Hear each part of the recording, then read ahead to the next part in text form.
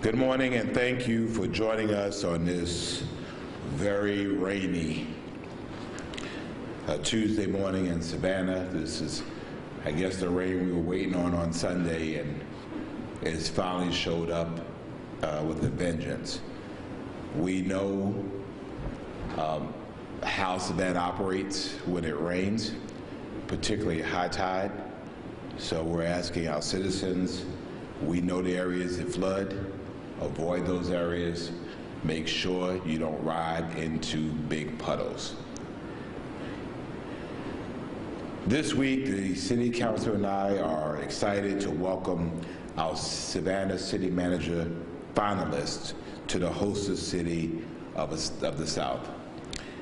As a reminder, our finalists are Heath Lloyd, the Assistant City Manager of Savannah, Cheryl Long, the Assistant City Manager of Cincinnati, Ohio, and Jay Melder, Assistant City Administrator of Washington, D.C. The candidates will be in town on Friday and Saturday to participate in interview sessions with members of council and community panels. Council members have appointed citizen and business community representatives to conduct panel interviews with the finalists. We expect to receive that feedback from our community and business partners and arrive at what I hope to be a unanimous decision within the next 2 weeks.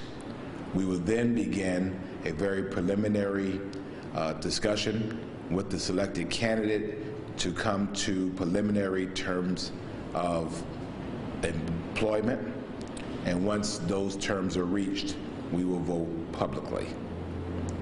Applications are now open for rising 8th graders to apply for the Savannah Youth Council class of 2022. I, along with former Mayor Otis Johnson, founded the Savannah Youth Council in 2004 to give middle school students the opportunities to learn about local government, become engaged in their community, give them a sense of civic responsibility, and to develop leadership skills. Students can apply online at savannahga.gov/SYC, savannahga.gov/SYC, and applications will remain open as long as space is available. And for more information or assistance, you can call 912-651-6520, 912-651-6520, or email syc@savannahga.gov. The City of Savannah is also now accepting 2020 arts and culture enrichment applications for the funding of arts, culture, and heritage programs, and the community partnership program applications for the funding of social services programs. The proposed funding programming must take place in the 2022 calendar year, and it must take place within the city limits of Savannah. So for more information about the Arts and Culture Enrichment Program, you can visit savannahga.gov/arts. savannahga.gov/arts, or call 912-651-6783. For more information about the Community Partnership Program, visit savannahga.gov/grants, savannahga.gov/grants, or call 912-651-6520. The deadline for submitting applications is Monday, August the 2nd at 5:00 p.m. As we move to our new normal, First Tuesday's tours of City Hall will resume on July the 6th. Tours will be open on the first Tuesday of each month at noon starting on July the 6th. Capacity is limited and registration is required. Visit savannahga.gov/First Tuesday Tours to register, or email archives@savannahga.gov for more information.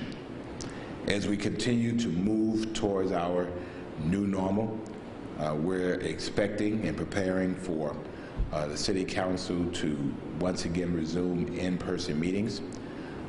We're expecting that hopefully by the beginning of August, the renovations here will be complete.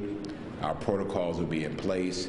we'll have a better feel of our community's exposure, and we will then start being able to allow people into City Hall. It's expected that entry protocols will still be in place, temperature checking as well, and we're looking forward to that. On Saturday, we are inviting you to support local businesses and witness the transformation of Broughton Street on our Explore Broughton Community Day, which is happening June the 26th from 10 a.m. to 3 p.m. And we're inviting you out to enjoy live music, games, workout classes, and more. And all of these activities associated with this event are free and open to the public. And we thank Team Savannah and our partners and sponsors, especially Connect Savannah, for making this possible. Broughton Street is one of our signature streets, and it's been a little painful, but renovation and improvements had to happen. We figured with the pandemic, the best time for it to happen was when it happened. We recognize very fully, working with our business owners, that it would cause some pain, but for those who have the completed product, they're very well pleased with the product.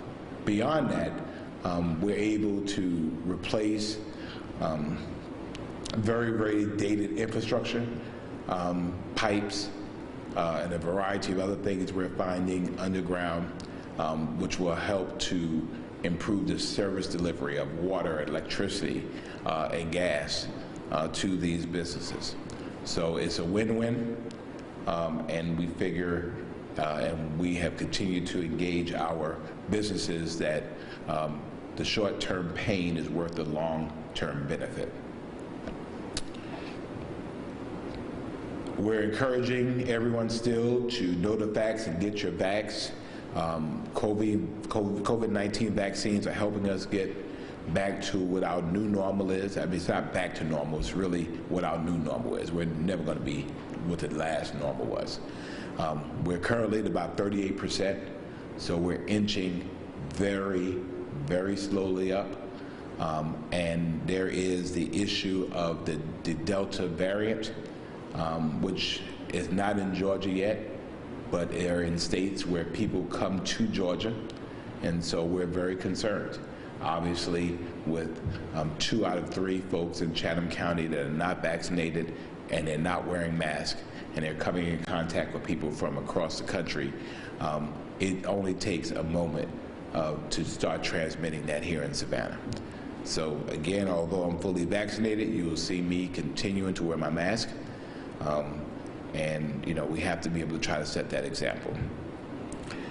The vaccination clinic at the Savannah Civic Center is open on Thursdays from 9 a.m. to 4 p.m., so you can still get your Pfizer and your Johnson & Johnson vaccines there. The Chatham County Health Department and CORE are hosting a pop-up vaccine clinic on Saturday from 1 to 4 p.m. at MedBank, which is located at 836 East 65th Street, Suite 12, 836 East 65th Street, Suite 12. And again, the Pfizer and Johnson & Johnson vaccines will be available. As you're familiar, last year, in an effort to assist local businesses with government-imposed capacity restrictions, parklets were authorized to help businesses stay afloat. These capacity limits have been removed, and we've allowed a grace period to allow these businesses to rebound. Starting the end of this month, you will see a change as we phase out these parklets. The reality is that they were offered for free, and these parking spaces have value. And so the parklets have proven so popular that city staff is investigating ways of creating a more permanent parklet program that includes monetizing the space for what it's worth. We also need those spaces back in our inventory. Parking is always a challenge in Savannah, so I want you to stay tuned for that. Last week, I was honored to introduce a group of what I call mission-minded men, or the League of Extraordinary Gentlemen. who are stepping up to do their part to eliminate violence in our community. These were fathers, grandfathers, godfathers, mentors, leaders, faith leaders, and they are committed to doing what they can do to collaborate and connect with young people in our city. We know that in May, the women, the mothers stepped up, and the fellas stepped up in a big way last Friday. We are determined, absolutely committed in one mind not to let crime, particularly violent crime, be the narrative for our community. So you will see us out and about, engaging purposely and intentionally in bridging gaps and connecting people to resources as they need them. We believe that Savannah's good is greater than Savannah's evil, and we are determined not to let that element win in our city. So I joined our police department and chief mentor and our community partners last Friday at a community engagement event that was mixed with a balloon and candlelight visual at River Point 1 that honored the lives of the two men who were killed and their families, a lot of people. But more importantly for us, as we commemorate the lives of those who left us, we wanted to chart a path forward and address factors that contribute to gun violence in our community. So in the aftermath of the shooting on Avery Street, SPD and I have received multiple calls from our entire community, members of our faith community, local businesses, community partners, offering their help and their assistance. We've also received a lot of calls. People want to talk now. And so we're grateful for that, and we say keep the tips coming. The tips before prevent the grief afterwards. So we have a choice. The tip now would have been very valuable before, and so we're engaging people to be on the before side of the equation and not the after side. So since then, this group, we have met and collaborated to discuss ways to take a holistic approach to address some of the issues and concerns related to gun violence. And again, some of them we know very well. Poverty is an issue in our community, but being poor doesn't make you pick up a gun and shoot somebody. We reject that, and that's not going to be used as an excuse. We know that there are issues of education, but again, we have people who helped build this city who did not have formal education, but they didn't pick up guns and shoot people. So we'll help people to be successful where we can, but then on the other side of it, we have to hold people accountable where we can. So this event on Friday was the first in a series of summer gatherings that will focus on community involvement and interactions. We're trying to strengthen relationships. We're trying to intervene. We're trying to prevent crime and youth outreach. And so although this event took place at River Point 1, we plan to host events throughout the city throughout the summer months with the same goal. And to be honest with you, we probably should have been doing this all along. On the community-wide scale. So as the events continue, we hope to see them grow to engage more residents and community partners. And so if you're interested, if you're willing, your group wants to help, you can contact the SPD's Public Affairs Office at spdpublicaffairs@savannahga.gov. SPD Public Affairs at savannahga.gov, and Chief Mentor is here to discuss that more if you have questions for them. As we continue to address the issues of violent crime in our community, we recognize, and I think we recognize well before, that we all have a role to play in this. I am not engaged and do not choose to be engaged in finger pointing or blaming, because there's enough blame to go around. At the end of the day, when you're blaming people and organizations, in the end you just have hurt feelings and people who don't want to work with each other. So We have engaged our mothers, and they've stepped up. We've engaged our fathers, they've stepped up. Some nonprofits are stepping up, houses of faith are stepping up, and now we will re-engage our law enforcement agencies. Our newest task force is the most different and unique of all of our task forces. This is an invitation to the mayors, chairmen, city and county managers, police chiefs, our sheriff, district attorney, public school superintendent, our college communities, military, and our state and federal law enforcement agencies to join us to work specifically on the issue of violent crimes in our communities. Fortunately, as Chief Mentor will tell you, the police chiefs and our sheriffs work constantly together, and they meet regularly, so the partnerships are already there. But this specific focus is targeted to violent crime, which affects all of us. So think of it as a CNT on speed. We're really talking and focusing in on violent crime. We will rely on the expertise of our chiefs and our law enforcement professionals to develop the engagement protocols. The city and county managers will help to operationalize the partnerships based on the specific issues happening in their communities, and the city councils and the county commissions and the school boards will execute the necessary intergovernmental agreements to support the work. So we recognize that violent crime does not know district, city and county boundaries, and it moves. So it makes sense for us to formalize our working relationships to address violent crime. We had an issue here in Savannah a couple of Fridays ago. And then last week we had an issue that involved Chatham County that ended up in Savannah. We recognize that. And so if we need to move outside of Chatham County to our partners in Effingham and Bryan counties, then we need to be able to do that. If we need to make sure that our collegiate communities are involved through their police forces, then we're going to go ahead and do that.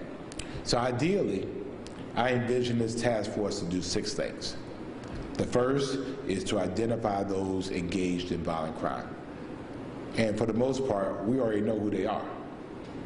Many of them are already justice involved. So we need to put names and faces to them. The second thing is to share intelligence and information about those engaged in violent crime. And again, I think some of that is going on, and we'll take that to the next level. The third is to interrupt and interfere in their illegal activities. We know who they are, so we'll keep an eye on them purposely. We'll disrupt their flow. We'll make life a little uncomfortable for them. And finally, we will continue to build quality and solid cases that lead to indictments. Fortunately, the Savannah Police Department has an above average track record in this. And again, this is an opportunity to invite other agencies to work with us, to talk with us, because we recognize that people have families, they have other folks that they run with, deal with. They may all hang out in Savannah, but all of them don't have a Savannah address. And so we want to engage them in that way. Now, let me tell you that this work almost absolutely will be confidential and privileged. This is for law enforcement only. As the mayor, I'm not going to be engaged in that work. You know, my role in this case is to help to facilitate the work and make it happen. They'll handle their work, they'll do what they do. So beyond the intergovernmental agreements executed by the governments, the updates regarding the work that they do will be hopefully by the results yielded by the work that they do. You get me? So this is not one where you will see that. What you will see ultimately is for us to remove violent folks from all of our communities, and how we do that. But again, we will rely on Chief Mentor and our law enforcement community to be able to do that. And again, we have among some of the most talented law enforcement professionals in the region, and so we'll use their expertise and we'll rely on their expertise to do what they are called to do. And so we won't be in their way as they do their work.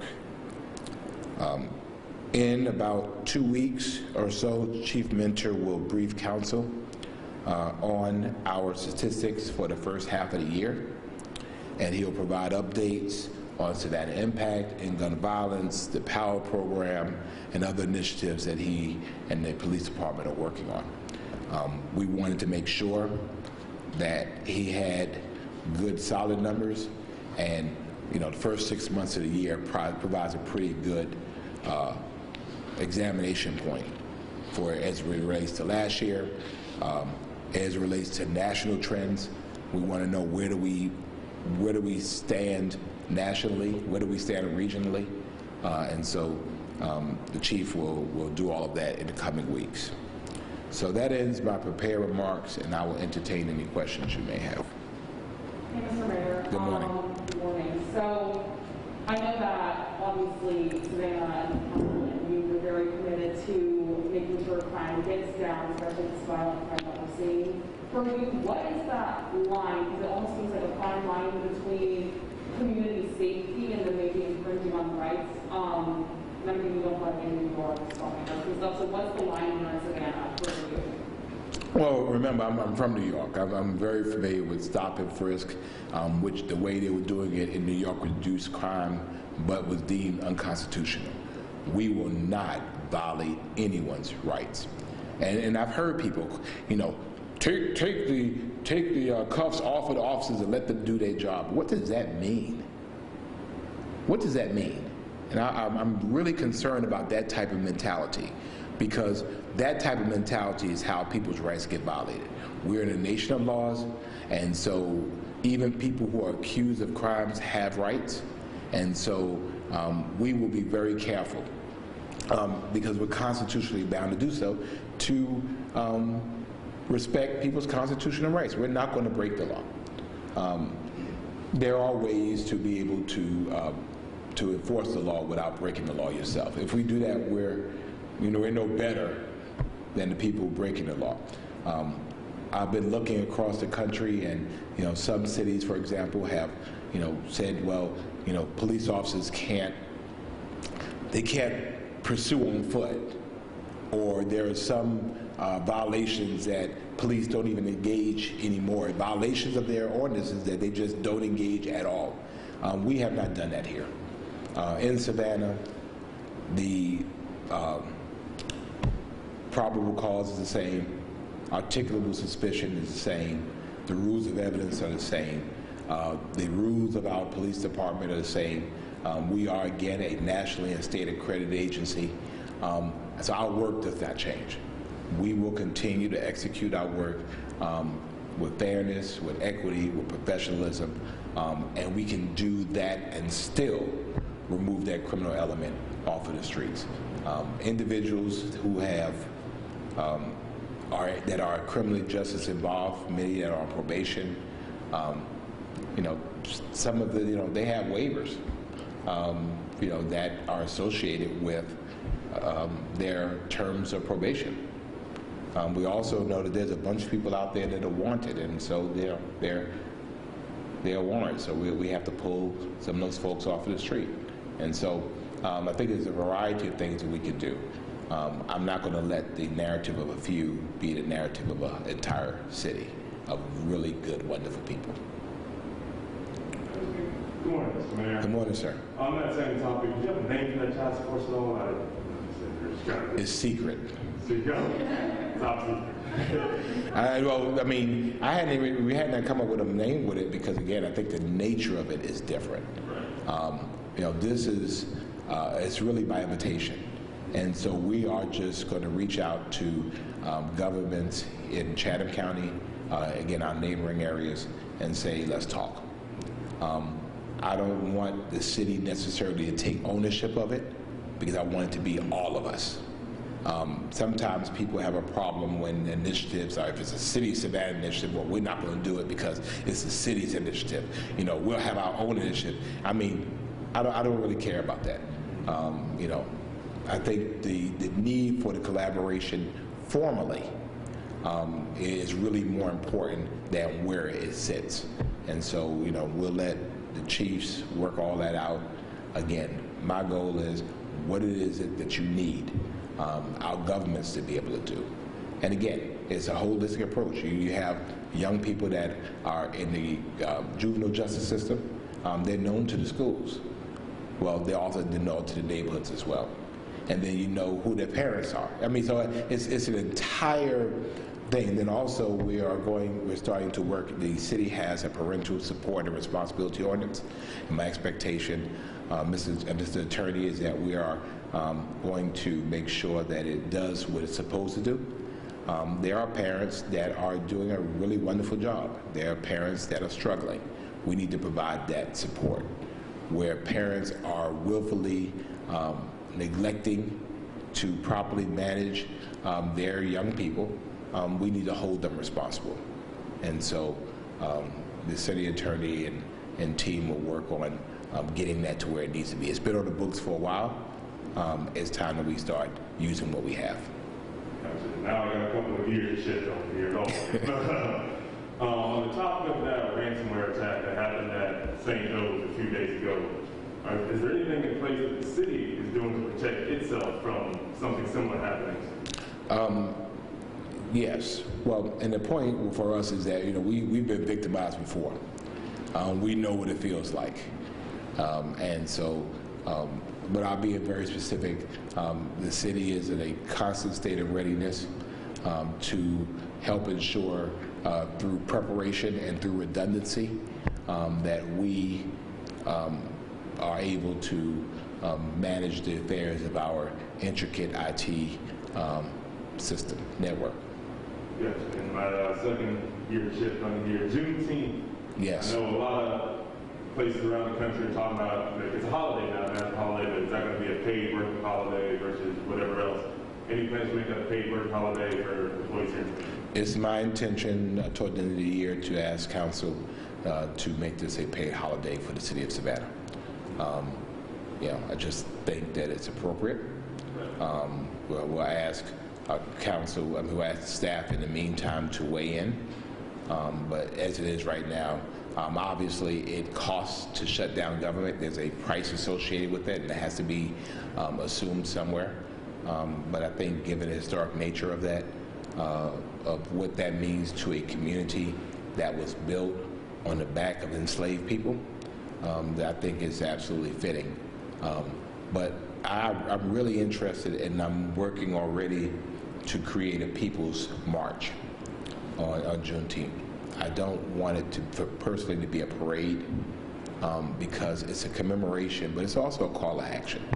And so, you know, I don't have a location, I don't have any of that stuff yet, but you know, it needs to be a day of education, a commemoration.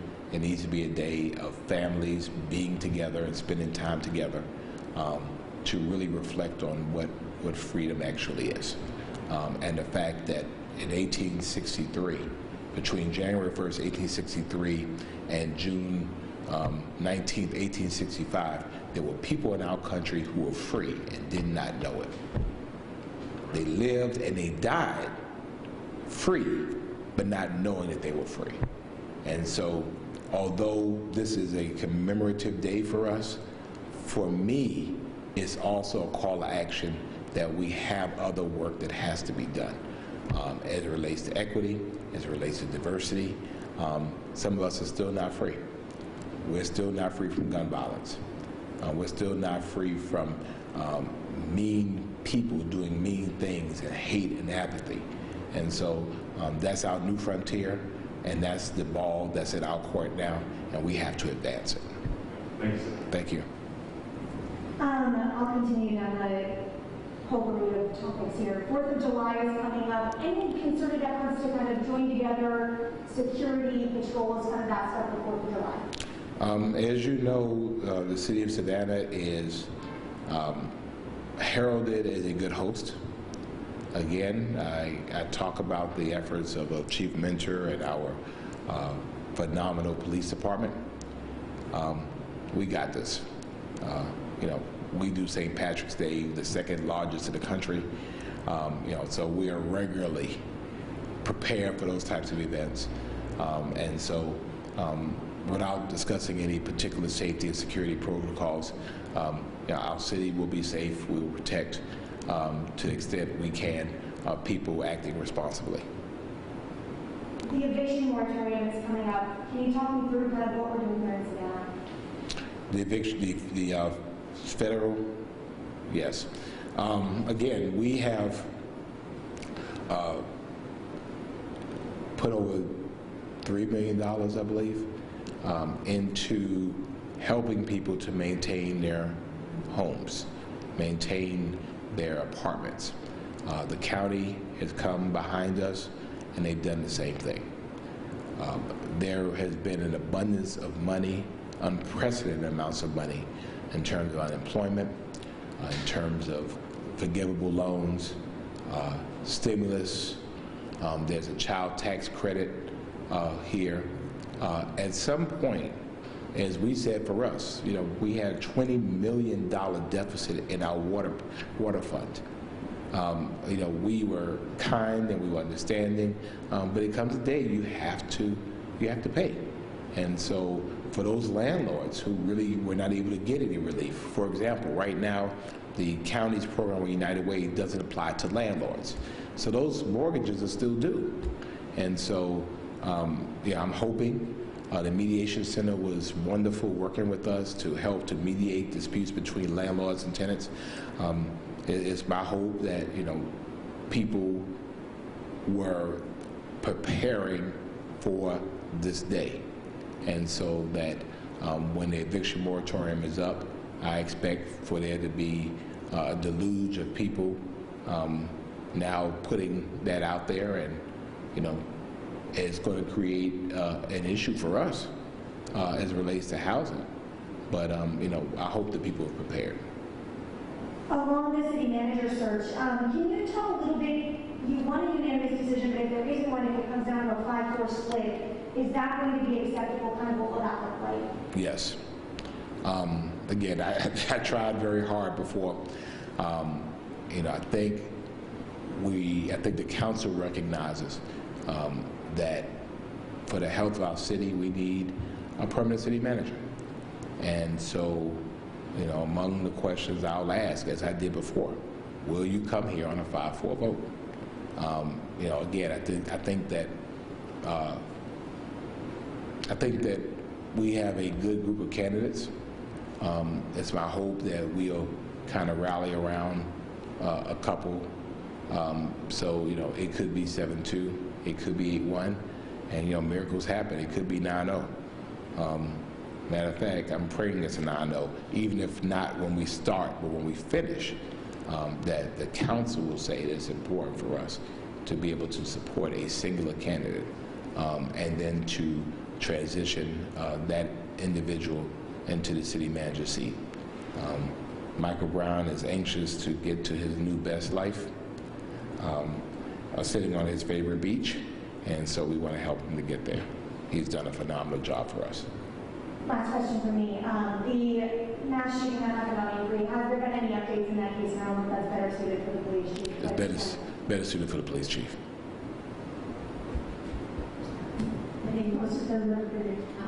Good morning. Good morning. Do you have any information on how much your water deficit still is?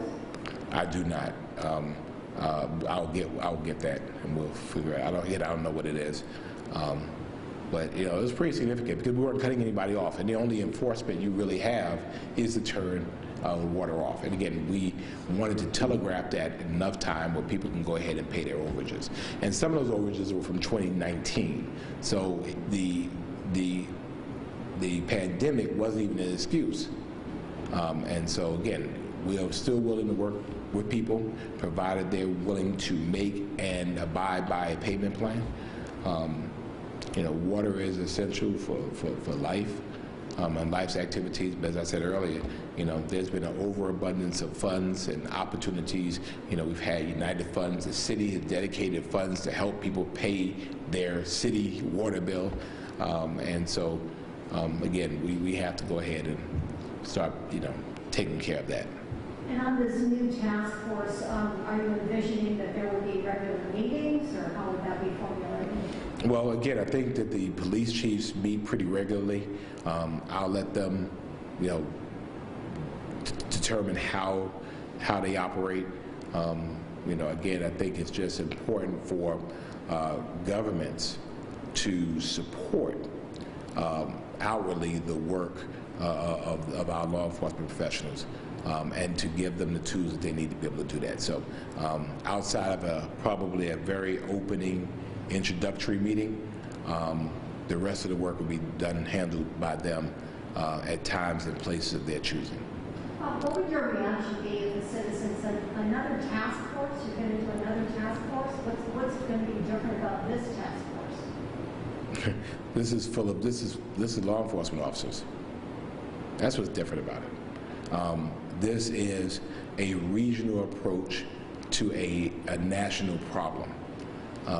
Over this past weekend, we had more mass shootings across our country. We have to be able to do something different. And so what you have seen from our standpoint is a very methodical, multi-layered, multifaceted approach as it relates to violent crimes. I have signed a letter to the President of the United States asking for his help. I have communicated with our senators asking for their support on 2 House bills. We are communicating with our state saying that we need more common sense gun laws in our community. We have engaged mothers and fathers asking them to do their part. We've asked nonprofits and houses of faith to be able to do their part. And now local governments need to stand up behind our law enforcement agencies, give them the tools that they need to do their part. It's not just the police, and that's why if you notice, again, a very methodical approach. With all of these pieces working together, I think we're able to help to deal with that. Again, the police departments have been working well together, and again, they meet regularly, and so this is public support for the work that they'll do privately. And our task force have worked. I'm hoping within the next 30 days or so for our task force chairs to talk about the work that they've been doing. Task force is nothing but getting work accomplished through people. And through this pandemic, our city has continued to move on major policy issues. Housing, racial equity and inclusion, police reform, and evaluation of use of force entities, as well as relational things such as our LGBTQ plus community, our Hispanic community, our disability or differently able community. And so these communities, our justice involved communities, so the benefit of the task force, and I mean, I've heard people say they don't work. Well, I mean, ask the people who are volunteering their time. It is working. And so within the next couple of weeks, we'll have a Savannah's first draft of an affordable housing plan. So, I mean, and this has never been done in our city to make sure that housing remains affordable for Savannahans. I think it's a win all the way around. And again, this task force is different because it's not owned by the city of Savannah. It's just the city of Savannah saying, let's find ways, Savannah, Chatham, Bryan, Effingham, Liberty, whomever else, let's find ways that we can help to support the work that they do. Let us sign something saying we're going to work together and support the work of our managers and support the work of our chiefs to be able to deal with violent crime in our community. That's it, Joanne? I was waiting for the zinger question of the day. Anything else? All right, Chief Minter, Yeah, I have questions for the chief. Okay. Hey, Mayor, this might be Cody's last press conference, but What's going on, Cody? Any better things? Where are you going? Back home to Atlanta. That's not bigger or better. I mean, well, congratulations. Look forward. We look always forward to having you here, and we wish you the best.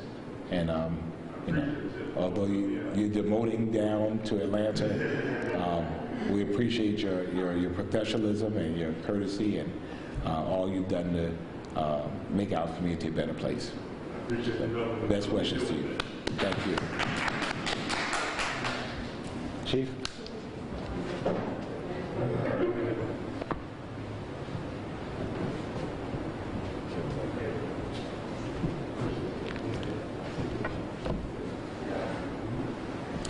All right, good morning, folks. Cody, you're killing me, buddy. You're probably happy to see me leave. Yeah, you know better than that. Well, congratulations, seriously. I appreciate it. A couple quick updates for you, and then I'll take some questions, folks. The mayor talked about some of the information we're receiving related to the Avery Street shooting. Some of the statistical information I can give you is so far we've had 9 tips that have been submitted through Crime Stoppers anonymously. Also 3 tips that have been submitted through our SPD tip line, and I believe a couple have been received by the mayor. What I can tell you is the detectives are actively following up on these tips. And, you know, I know we put out a plea and we put out some reward money about a week ago, and I really want to thank the public for the information they have been and continuing to provide to us. We're receiving tip information in various forms on almost a daily basis. And this is great and very encouraging news. So I really want to thank the public for continuing to provide information to us that they believe may be valuable for us in investigating this matter. Also, last week I talked about 2 people that we contacted in a red Honda who attempted to flee from us. At this time, it does not appear that those individuals were connected with the Avery Street shooting. We continue to receive information about a red or a dark colored sedan that was seen fleeing from the area the night of the shooting, that Friday night. We also have received some additional information that that vehicle may have suffered some damage from gunfire.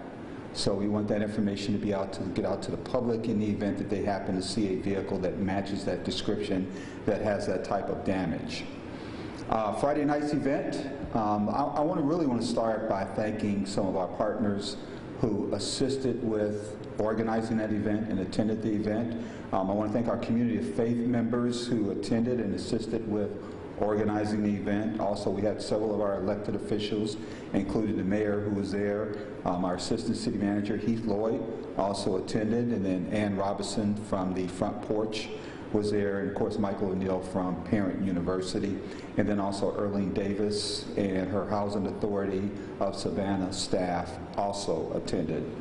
I want to tell you that Captain Young over at the East Side Precinct and her neighborhood resource officer and her public housing officers, along with her patrol officers, are continuing to have a presence over in that area, contacting residents, monitoring activity, and also conducting enforcement activities over in that area. I can tell you about a day ago, they made a traffic stop over in that area and contacted someone who's leaving the area who had a gun in the car.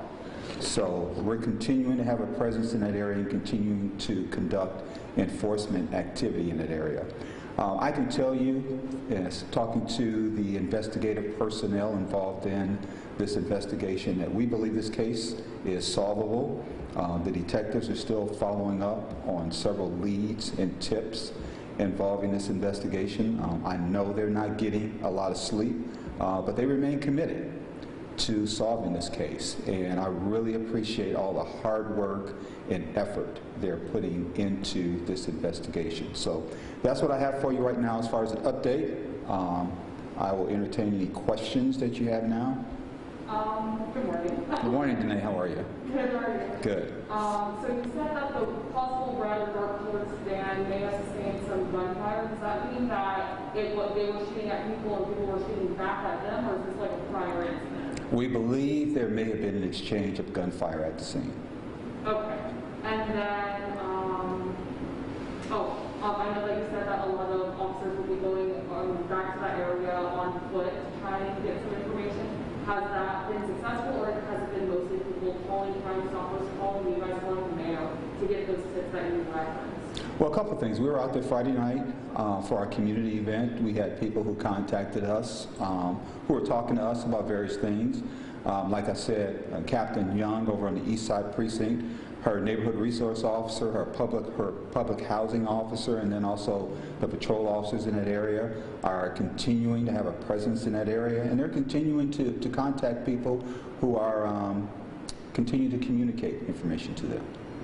And you said that you think that this crime is solvable. Do you guys have any people of interest, or is that something you're still trying to work out? That's something we're still working on, but I can tell you the detectives in the investigative division are working extremely hard on this investigation.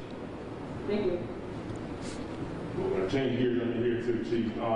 Ask you the same kind of deal about the ransomware attack. Any information you can share on the investigation we've had so far, you know, behind anything like that? Well, we're not involved in that investigation. I believe that investigation is being handled by federal authorities. Oh, okay. Yeah. That's good. That's awesome.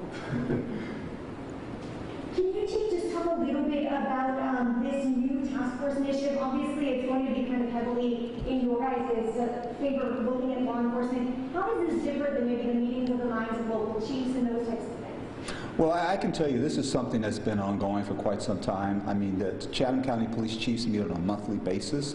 On a monthly basis, all the police chiefs in Chatham County meet. I meet regularly with the district attorney. The district attorney and I met yesterday and had a discussion. We're also very proud of the fact of information sharing amongst different agencies. Our crime analyst supervisors meet and share information on a regular basis, and it's not just the crime analysts just in this area. Part of that meeting involves crime analysts right across the border in South Carolina, because we realize some of the folks cross over the bridge and commit crimes and then come back over on our side. But it also includes crime analysts from the federal agencies. So we already meet, we exchange information, we talk about things on a regular basis. Yesterday, Chief Hadley and I talked about the shooting that they had on Sunday night over 204 and 95. And of course, we're working with them to provide whatever assistance they need over in that area. So we talk on a regular basis. I think this is an opportunity for us to kind of formalize that and make sure that we're all exchanging information on a regular basis, and we're getting that information out as fast as we can and coordinating operations also. One of the things I've heard in the community is people say we need to be harder enforcers. How do we go about doing that? Is that something that we are already doing? Kind of, what was your response rather than just a task force? How do we engage that in the police side? Well, I can tell you, as far as being harder enforcers, I can tell you there's no shortage of work for us out there. The men and women of the Savannah Police Department continue to go out there on a daily basis and continue to address crime issues. I can tell you to date, we've made right at about 470 felony arrests. About 171 of those arrests are drug-related arrests, and we've recovered about 55 guns. So they're out there working hard on a daily basis. So as far as really working hard, I can tell you every day the men and women of the Savannah Police Department are going out there working really hard. Good morning. Good morning, John. How are you? Good, how are you? Can you talk a little bit about morale after the firings of the officers, and do you think that's perceived as a black eye from some members of the public about the department?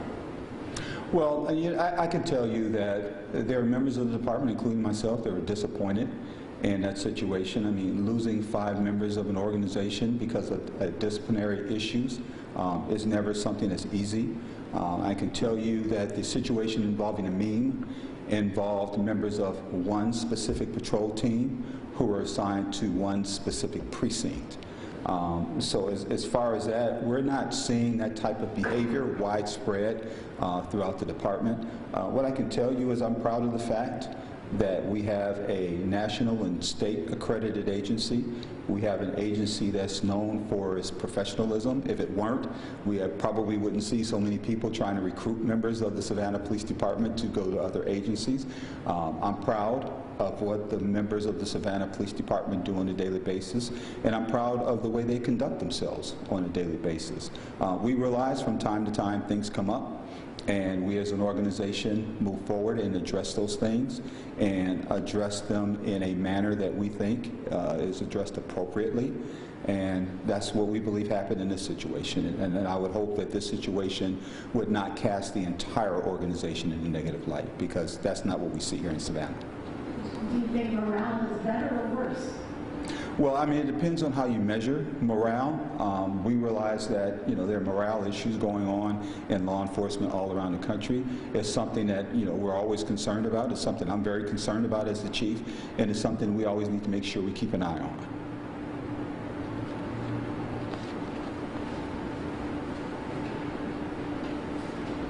All right, thank you, folks. Thank you, sir.